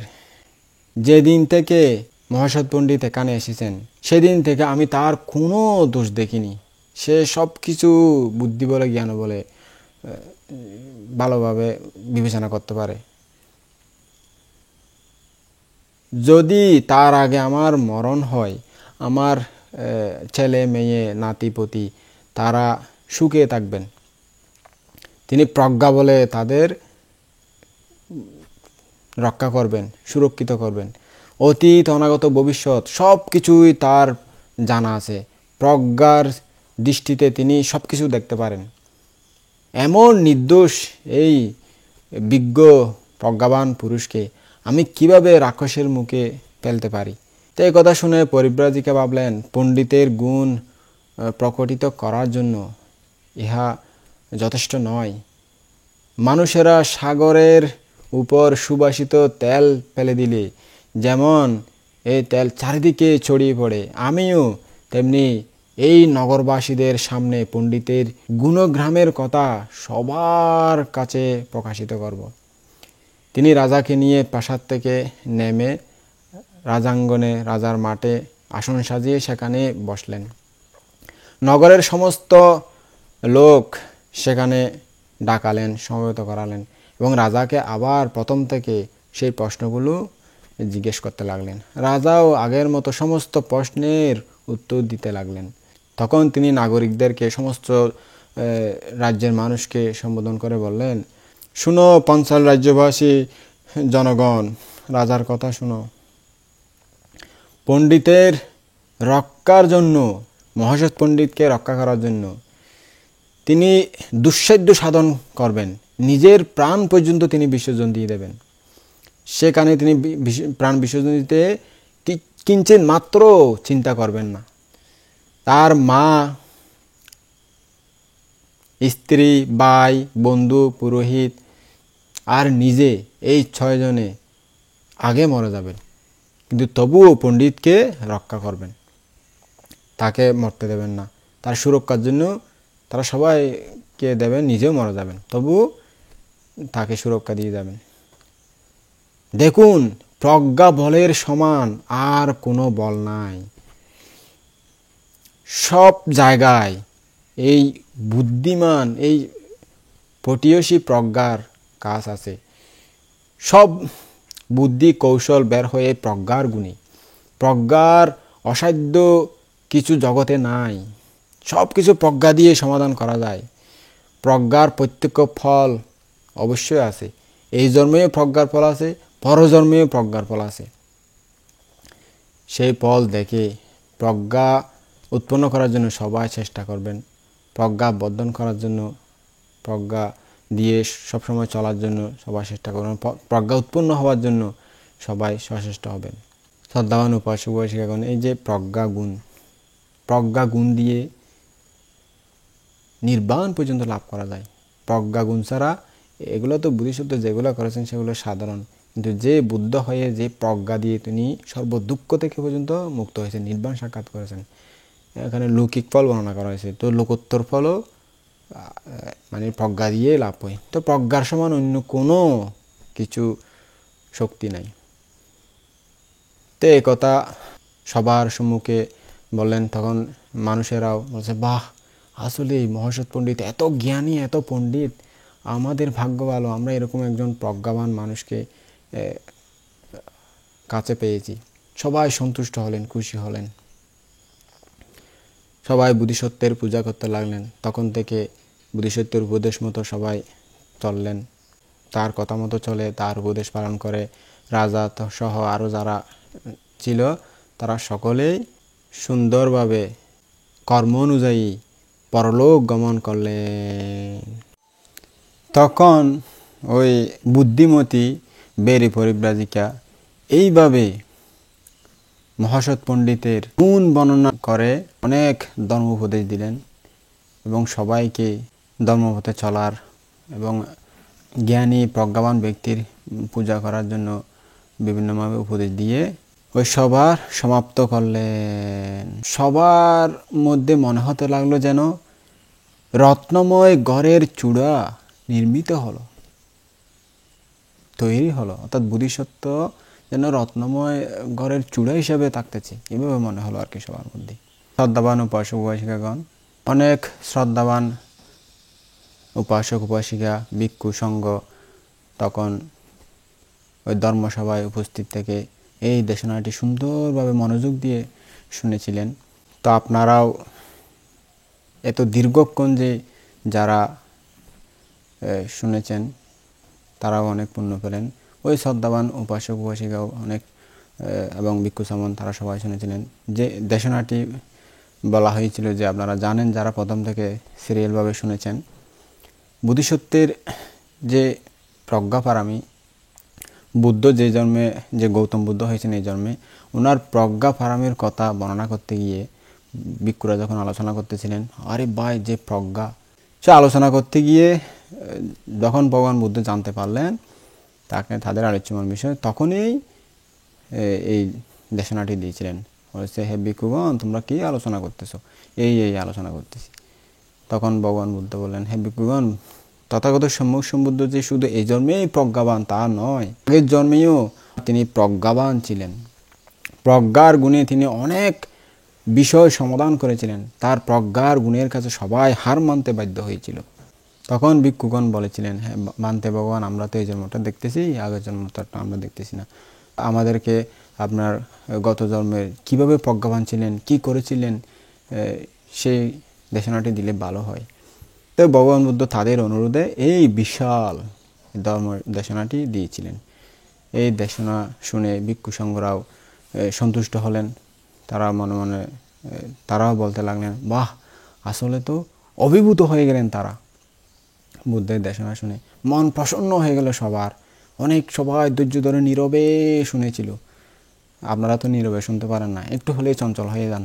একটু বেশি হলে এত হনমনের দে, বন্ধ কর, এত লম্বা দেশনা, ভিডিও মে যদি একখানা তো একখানা বেশি দেখুন, এত ভিডিও হন সার দে, টানি টানি না 1 মিনিট 2 মিনিট চাই না, ওই চাই। তো এভাবে চঞ্চলতা আপনাদের মনে বেশি। সবাই এরকম না, যারা ধৈর্য ধরে চাই তারা বানতে আরও তো ঠিক করে চাই, যারা নচারি তারা রহন গই। যারা দেখতেছেন আমি তাদেরকে বলতেছি, ধর্ম অনেক মূল্যবান জিনিস। তখনকার যুগে মানুষের শ্রদ্ধা ছিল, ধৈর্য ছিল, সুন্দর করে তারা ধর্মোপদেশ শুনতো। এখনকার মানুষেরা অপুণ্যবান, ধৈর্য নাই, শ্রদ্ধা নাই, তাই ধৈর্য ধরে মন দিয়ে সুন্দর করে ধর্মদেশনা শোনে না। অনেকে শুনে এমনি ছেড়ে দিয়েছে, চলতেছে, আর কিছু দেখতেছে, অন্য কিছু দেখতেছে। অনেকেই আবার এখানে ছেড়ে দিয়েছে, অন্য কাজ করতেছে, অন্য কাজের ব্যস্ততা হচ্ছে। তো শ্রদ্ধাবান উপাসক উপাসিকাগণ এরকম না করে এই লম্বা এত পর্ব আকারে প্রায় দীর্ঘক্ষণ লম্বা দেশনাটি যারা শুনলেন, তাদেরকে আমার মৈত্রী আশীর্বাদ জানাচ্ছি। তারা অনেক জ্ঞানী হবেন, এভাবে ধর্ম দেশনা শুনবেন, ধর্ম সম্পর্কে জানুন, তাহলে অনেক পুণ্য হবে। তো ভগবান বুদ্ধ এটা বলার পর বললেন, হে উপাসক উপাসিকগণ, ভিক্ষু সমনগণ, তখন উৎফুল্লবনা ছিলেন বেরি পরিব্রাজিকা, আনন্দ ছিলেন ওই শোক পাখি, শুদ্ধোধন রাজা আর মহামায়া ছিলেন তখন ওই শ্রীবর্ধন শ্রেষ্ঠী আর সুমনা দেবী, মহাসৎ পণ্ডিতের বাবা মা আর কি। সারিপুত্র ছিলেন পাঞ্চাল রাজ্যের রাজা ব্রহ্মদত্ত। যশোদারা ছিলেন, অর্থাৎ ওই গোপা দেবী ছিলেন তখনকার বোধিসত্ত্বের সহধর্মিণী, মহাসৎ পণ্ডিতের সহধর্মিণী অমরা দেবী। দেবদত্ত ছিল ওই দুষ্ট কৈবত্য ব্রাহ্মণ, যে ব্রহ্মদত্তকে কুপরামর্শ দিত, সবসময় ভালো পরামর্শ দিত না। অম্বট্ট, যে বুদ্ধের সময় অম্বট্ট নামে একজন ব্রাহ্মণ ছিল, তিনি ছিল কবিন্দ। আর পুষ্টপাদ নামে একটা ব্রাহ্মণ ছিল, তিনি ছিল পুক্কুশ। স্থূলানন্দা নামে একজন ভিক্ষুণী ছিল, উনি ছিল ওই ব্রহ্মদত্তের মা তলতা রানী, তলতা দেবী।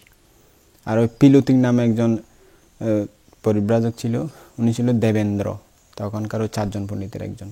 সত্যক ছিল সে 4 জনের মধ্যে সেরা পণ্ডিত সেনক, তার সবচেয়ে যিনি সেরা পণ্ডিত, তিনি, ওনার নাম ছিল সত্যক। তো সত্যক এই জন্মে তিনি গৌতম বুদ্ধের সময় একজন পরিব্রাজক আর একজন পরিব্রাজিকার সাথে বৈশালী রাজ্যবাসীরা বিয়ে করিয়ে দিয়েছিল। তাদের সন্তান অনেক জ্ঞানী হবে। তো তারা বিয়ে হওয়ার পরে তাদের সন্তান একটা হয়েছিল পুত্র সন্তান, আর মেয়ে হয়েছিল কয়েকজন। তো এই পুত্র সন্তানটি বাবার কাছ থেকে 500 পদ ধর্ম শিখলেন, মায়ের কাছ থেকে 500 পদ ধর্ম শিখলেন, মোটা 1000। তো তার জ্ঞান এত বেশি ছিল যে সে সবসময় লোহার পাত বেঁধে পেটের মধ্যে, শরীরের মধ্যে বিচরণ করতো, থাকতো, এদিক সেদিক যেত। তিনি এই কারণ মানুষকে বলতেন যে এভাবে কেন, তো তিনি মানুষকে বলতেন যে আমার ভিতরে জ্ঞান এত বেশি, যে প্রজ্ঞা এত বেশি যে এগুলো ফেটে বের হয়ে যাবে, সেজন্য লোহার পাত বেঁধে রেখেছি আর কি। মানুষেরা ভয় পেয়ে যেত। তো এরকম অহংকারে ছিল, তার সাথে কেউ তর্কের মধ্যে পেরে উঠতো না। তো একদিন তিনি এই বুদ্ধের কাছে গিয়েছিল। বুদ্ধের সাথে যখন সাক্ষাৎ হলো, তার এই যে লোহার পাত দিয়ে আটকানো ছিল, বেড়ানো ছিল, সে কথা বুদ্ধকে বলেছিল। তো বুদ্ধের ধর্ম দেশনা শোনার পর বুদ্ধের সাথে অনেকক্ষণ ধর্ম আলোচনা করলো। তো সে অনেক লম্বা কাহিনী, সেটা আমি বলতে যাব না। সেটা অনেক সুন্দর একটি দেশনা। সূত্রপিটকে আমি পড়েছি, অনেক সুন্দর, অনেক তত্ত্বপূর্ণ, অনেক গভীর আধ্যাত্মিক কথা ওখানে বলা হয়েছে। সেটা অন্য একদিন সময় পেলে আমি আপনাদের সামনে দেশনা করব। তো এগুলো হলো সাধারণ মানুষের উপযোগী দেশনা। ক্লাস 1-2 ছেলেদেরকে যদি আমি কলেজের ভার্সিটির পড়াই, সেগুলো তো বুঝবে না। আগে 1-2-3 এগুলো প্রাইমারি স্কুল, হাই স্কুল শেষ করতে হবে, তারপরেই তো এগুলো বুঝবে। এই কথা শুনে কেউ আবার রাগ করবে না, বানতে আর কি এত অজ্ঞানী মনে করে, আর বহুত কিছু জানি। জানন তো, না জানাতে মানুষও আছে তো কিছু মানবিকজন বয়সে গিয়া। আসলে ধর্ম অনেক গভীর জিনিস। আপনাদেরকে আমার দৃষ্টিকোণ থেকে আমি ছোট ছোটগুলো বলে যাচ্ছি, পরে গভীর বিষয়গুলো বলবো। আপনারা হয়তো মনে করতে পারেন এটা তো বানতে হাসি খুশি একটু করে কথা বলে। আমি বলি, ঠিক আছে, এটা আধুনিকতার ছোঁয়া দিয়ে আর কি আমার দেশনার মধ্যে। ওই অনেকে বলে না, গরু যখন কুড়া খাইতে না চায়, ঘাস খাইতে না চায়, তখন এখানে লবণ দিয়ে না খাওয়া পরে, লবণ দিয়ে খাওয়াতে হয়, নুন দিয়ে না খাওয়া পরে, এখানে নইলে নখাই দেয়। রাগ নবীজন উপাসী বয়সী গেল ওনারা আবার হইবেন দে, আর আরো গরু ডাকের দে বান্তিবে না গরু ন রাখি রনরে জাস্ট উপমা দিই। ওই কিছু মানুষ আছে দে সুন্দর করে নহইলে খাইতে না চায়। ইয়ং জেনারেশন বা যারা একটু আধুনিক টাইপের, অনেকে আসলে এই রস টস ছাড়া দেশনা উনতে না চায়, বানানো লাগে। আজকাল মানুষ আর কি এরকম ওই একটা রস টস দিলে একটু সুন্দর করে উপস্থাপন করলে কেনা উনতে চায়। তো উনতে চায় না, যদি কেউ কেনা ধর্ম হইতে আকৃষ্ট হয়, নেই ভালো। তা আমি এইভাবে একটু রস টস দিই বলে আমার অনেক হিন্দু উপাসিকেও আমার দেশনা শুনে মজা পায়, তারা বলে আর কি। তা আমার যারা বড় উপাসিকা তাদেরকে একটু আধুনিকতার ছোঁয়া দিয়ে দেশনায়, তারাও শুনে অনেক হাসি খুশি মনে শুনে আর কি। তাদেরকে মাঝে মাঝে হাসাই, মাঝে মাঝে এরকম আধুনিকতার চাপ দিয়ে কতগুলো কথা বলি। তো এটা করি আর কি আমি মাঝে মাঝে, সবাই যাতে যারা না শুনে তারাও যাতে একটু শুনতে আগ্রহ হয়, সেজন্য করি। আর আপনারা মনে করবেন যে বান্তিবেদে কি দেশক বলে, এই কি এই অভিনয়ের মতো করে কি বানতে। তো এই কারণে আমি এরকমভাবে মাঝে মাঝে দেশনা দিই আর কি। অনেক আধ্যাত্মিক বা ভালো উচ্চ লেভেলের কতগুলো দেশনা আছে, এগুলো দিলে হয়তো হঠাৎ করে বুঝবে না, তো ছোট ছোট দিয়ে হয়তো দেব। যারা যেগুলো শুনতে আগ্রহী সেগুলো শুনবেন। সবাই সব রকম দেশনা শুনতে ভালো লাগে না, এটা আমি জানি। তবে আমাকে ভুল বুঝবেন না, আমি আমার মতো করে দিচ্ছি। তো যা যেটা সেটা শুনে নেবেন, যেটা শুনতে ইচ্ছা হয় না সেটা শুনবেন না, সমস্যা নাই। ওইগুলো শোনারও আছে অনেকেই, যা যেটা সেটা শুনবেন, তবে এখান থেকে মূল্যবান কথাগুলো গ্রহণ করবেন। তো ওই সত্যক ছিল ওই রকম একজন জ্ঞানী পণ্ডিত, কিন্তু বুদ্ধের কাছে গিয়ে বুদ্ধ যখন যুক্তি দিয়ে তাকে ধরলেন, সেটা তিনি বলতে পারলেন না, নীরব হয়ে থাকলেন। তো সেটা অনেক লম্বা, সেটা আমি বলতেছি না। তো ওই সত্যক ছিল তখনকার ওই সেনক পণ্ডিত, রাজার স্ত্রী ছিল, যে রাজার জন্য এত যুদ্ধ এত কৌশল দিয়ে গুহা তৈরি করে তাকে আনতে হয়েছে। পঞ্চাল চণ্ডী, ব্রহ্মদত্ত রাজার কন্যা সুন্দরী পঞ্চাল চণ্ডী ছিল, এই জন্মে যে নন্দা। তো দৃষ্টমাঙ্গলিকা নামে একটা মেয়ে ছিল, সে ছিল ওই তখনকার উডুম্বুরা দেবী, পিঙ্গুত্তরের স্ত্রী ছিল প্রথমে, তারপরে মিথিলা রাজের রানী হয়ে গেছে। তো ওই সারিকা ছিল তখনকার, যে সারিকা শোক পাকে গিয়ে যাকে পটাইয়ে ফুটিয়ে যে কথা বের করে, গোপনীয় কথা বের করে এনেছিল, সে ব্রহ্মদত্ত রাজার সারিকা ছিল বর্তমানের কুণ্ডলাকেশী। তো এখনকার যে ভিক্ষু লালুদায়ী, সে ছিল তখনকার ওই বোকা বুদ্ধিহীন ওই মিথিলা রাজ। আমি বর্তমানে গৌতম সম্মুখ সম্বুদ্ধ ছিলাম তখনকার মহাসৎ পণ্ডিত শ্রীবর্ধন শ্রেষ্ঠীর পুত্র,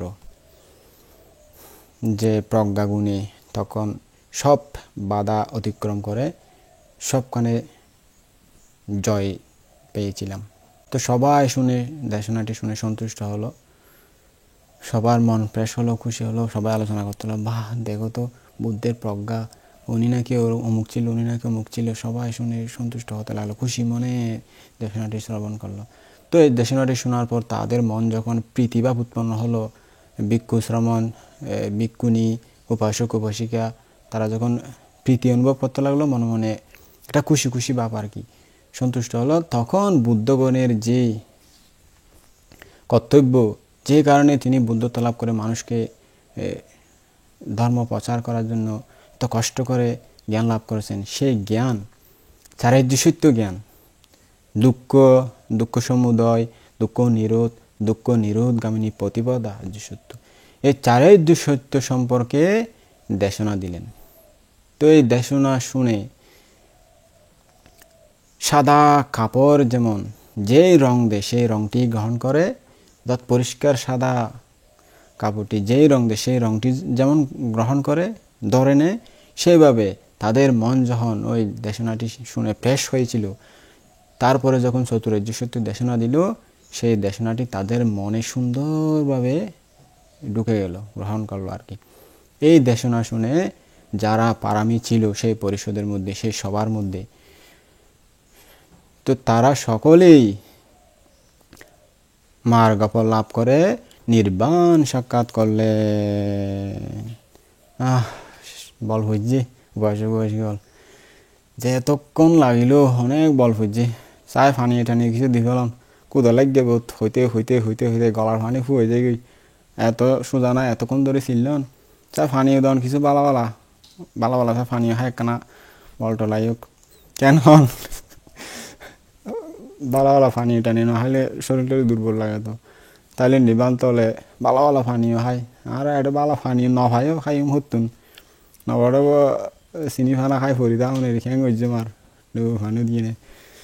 যাই হোক, শ্রদ্ধ মানুষ বয়স্কগণ কিছু মরণ বুঝছেন, মাঝে মাঝে অনারঙ্গে একটু এগোতে কি বুঝছেন না, কিছু মরণ বুঝছেন আবার, কেন ভালো ভালো ফানি হয় তাহলে শরীর টরীর নেশনাময় হইতে আর কি হয়েছে না। ওনারাও দূরে আসন, অনেকে হাসে হাসি তারা যা পারে তাদের, আর যারা দূরে আছি তারা কেন করিব, তারাও 15 দিন দেখিলে দেখা সাক্ষাৎ হইলে বা মনে হইলে দাম ধর্ম ফানিয়ে টানিয়ে গরিব আর কি ভালো ভালো চাই বান্তারে শ্রদ্ধা করি যা দে বান্তি খাইব না, যখন দিন যদি মৃত্যু হইতে পৃথিবীত চক্কর মারতে মারতে দেখা হয়ে যায়। যাক, উপাসিকা হলো অনেক কষ্ট করি, ওনারা অনেক কষ্ট স্বীকার করি দেশনা দিলাম। ওনারা যারা শুনন 2-4 জন মানুষও যদি সুন্দর করে শুনে আর ভালো লাগিব বা হইতে উৎসাহ লাগিব, শুনে অনেকে হয় ওনারা তো কি শুনতে মনে হয় আর জানাইলে, যে আজি হইলাম উপাসিকা কাসলা নামে একজন উপাসিকা, ও হই বলি আজি আয় দেশনা দিলাম, নইলে হয়তো হতে দিতাম কি জানি, অনেক লম্বা দেশনা, অনেক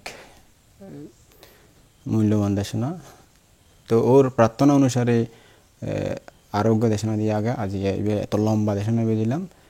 তো যাক, ওরা শুনি একজন হলেও যে শ্রদ্ধা করি শুনি সন্তুষ্ট হইলে আর পরিশ্রম আর যে ভিক্ষু সঙ্গ ওনার উদ্দেশ্যে ধর্ম দেশনাদের, তাহলে আর জীবন সার্থক মনে বুঝম। তা ওনারা শ্রদ্ধা করে শুনি, যারা ফারণ যদ্দূর পালন করিবে চেষ্টা করবেন, এত শিক্ষা লই নিজের জীবনত কিছুটা হলেও আচরণ করবেন চেষ্টা করবেন। শুধু শ্রদ্ধা করে শুনিলে অনেক পুণ্য। আমি সবসময় একখান হতা হয় বাসক গেল, ওনারা ফালন করি ফারণ নফারণ ইন ফরের হতাই দে, কিন্তু আগুদি যেতক্ষণ দেশনা দেয় শ্রদ্ধা মনে শুনিবেন, জিয়ত বই হোক সুন্দর করি শ্রদ্ধা মনে শুনিবেন, অর্থাৎ সারিদিন ঐক্য হতন গম মারিবেন হতন এই হতন সে এই মহিলে মন মাঝে নডুকে ধর্ম খুব মূল্যবান জিনিস। ধর্ম সুন্দর করি বিশ্বাস মনে শ্রদ্ধা মনে শোনা করে শুনিয়ে নে যতক্ষণ শুনিবেন এতক্ষণ অনর কুশল চেতনা, কারণ ইন ধর্ম ইনারে গান নগার ইনারে বিনোদন হয়ে কৌতুক নগরী নাই, বুঝছেন না, ইনার ধর্ম। বুদ্ধ 2500 বছর আগে মানুষের মঙ্গলায় প্রচার করে গিয়ে তেখনও কিছু কিছু ভিক্ষু সঙ্গ ধর্ম স্টাডি করি ধর্ম বুঝি ওনার মঙ্গলায় হয়ে যার, হয়তো আরও একদিনও থেকে ওনারা একদিনও থাকবেন, কিন্তু যারা উনন ওনারা জীবন সার্থক হইব যতক্ষণ নেতন যে কুশল চেতনা উৎপন্ন এই কুশল চেতনা যদি অনর জন্ম জন্মের সংস্কার হিসেবে জমা হয়ে যাবে এই চেতনা যদি অনর হন জন্ম হয় তাহলে অনর জন্ম সে সুন্দর জন্ম হইব আর যে এই চেতনায় যদি হনদিন হনকা সংস্কার জাগ্রত হয়ে উঠে দুঃখ মুক্তির হেতু হইব তেই এতাল্লা ওনার হইদি শুনি না আচরণ করি না ফরান ফরার হতা আগে শ্রদ্ধা করি যতক্ষণ সময় বাইর করে লই তাহলেও নিবেন আর অনেক সময় বিক্ষু সমানো হয় বান্ধের সময় না ভাই আর সময় না ভাইলে কি ঘুমত তুললো ঘুম যে যাওয়া সে আধা ঘন্টা লই ফেলা না এই আধা ঘন্টা ঘুম হম যায় এতুন তারপরে লই নে ধর্ম আচরণ কর ধর্ম বই পড় ধর্ম শুন আসে আর হতা উনি তো ওনারাও হইম দেয় সময় নভার নহইবেন অজুহাত না দেখাইবেন সময় নভার কি সময় আজে হাজত বেশ সময় ফোন তো সময় নভাইলে ও গুমুত্তুন অর্ধেক আধা ঘন্টা ঘুম হম যাইবেন গুমুত্তু লই ফেলেবেন তো গুমুত্তু হম যায় আধা ঘন্টা ঘুম হম যায় আধা ঘন্টা ধর্ম সেনা নিবেন তাহলে ওনারা এই মানব জীবনে সার্থক হইব শ্রদ্ধাবান উপাসিকাগণ আর দেশন আর আলোচনা দীর্ঘায়িত নগরী অনরার মঙ্গল কল্যাণক এই কামনা করি আর জন্ম জন্মান্তরর এই যে সুদীর্ঘ 20 বছরের শিল সমাধি প্রজ্ঞা অনুশীলনজাত পুণ্যরাশি অনরার মঙ্গলায় সুকল্যায় অনরার জন্ম জন্মান্তর সমৃদ্ধি লাই দুঃখ মুক্তির হেতু হয়ে বেলায় আর এই পুণ্যরাশি দান করে এই পুণ্যরাশি লাভ করি অনরা সুখীয় দুঃখতে মুক্ত এই কামনা করি আর সদ্ধর্ম দেশনা আজিয়া এটি সমাপ্ত করলে